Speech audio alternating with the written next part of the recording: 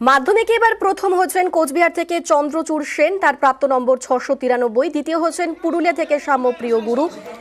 তৃতীয় স্থানে রয়েছেন তিনজন, দক্ষিণ দিনাজপুর থেকে উদয়ন প্রসাদ, বীরভূম থেকে পুষ্পিতা বাসুরি এবং দক্ষিণ 24 পরগনা থেকে নৈরিত রঞ্জন পাল। অপরদিকে ষষ্ঠ হয়েছেন অলিভ গায়েন এবং সেখান থেকে আমাদের সরাসরি রয়েছেন আমাদের সঙ্গে প্রতিনিধি শঙ্কু।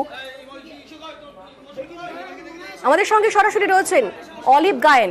শঙ্কু, তুমি জেনে নাও তার থেকে যে কিভাবে সে মাধ্যমিকের জন্য প্রস্তুতি নিয়েছিল, তার এই যে আজকে তার যে সাকসেস, কিভাবে সেই সাফল্য পেল সে।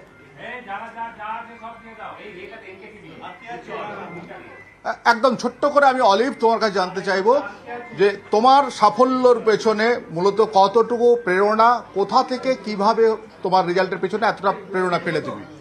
প্রেরণা প্রথমে বলতে আমার বাবা মায়ের মাথার ওপর হাত, যেটা মানে সব দিক দিয়ে সব ছাত্রেরই প্রাপ্য এবং সবাই সেটা পায়।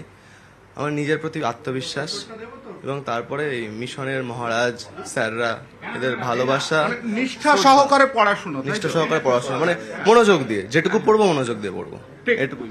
অন্যদিকে আমরা কিন্তু একটু মহারাজের কাছে যাবো। মহারাজ, একটু আপনাকে জাস্ট আমরা লাইভে রয়েছি, বলছি এই যে এত সুন্দর রেজাল্ট, এটা নিয়ে কি বলবেন? কতটুকু উল্লসিত আপনারা? আমরা আনন্দিত, খুবই আনন্দিত। 4 জন ছেলে মেধা তালিকায় স্থান পেয়েছে, আমরা খুবই আনন্দ পেয়েছি। আমাদের এই একগুচ্ছ ভালো ছেলে আছে, আরো যারা কম বেশির জন্য ছোটখাটো ভুলের জন্য আসতে পারলো না, তাদের জন্য আমাদের শুভেচ্ছা রইল। ওরা এলেও আরো ভালো লাগতো নিশ্চয়ই। প্রতি বছর নরেন্দ্রপুর মিশনের একটা সাফল্যের চাবিকাঠি কি, সেটা কিন্তু অনেকে জানতে চায়। দেখুন, নরেন্দ্রপুর একটি আবাসিক বিদ্যালয়, ছাত্রদের এখানে থাকতে হয় একসাথে, এবার ছেলেদের অনেক সুবিধে অসুবিধায় অন্য ছেলেটি সাহায্যের হাতটা বাড়িয়ে দিতে পারে।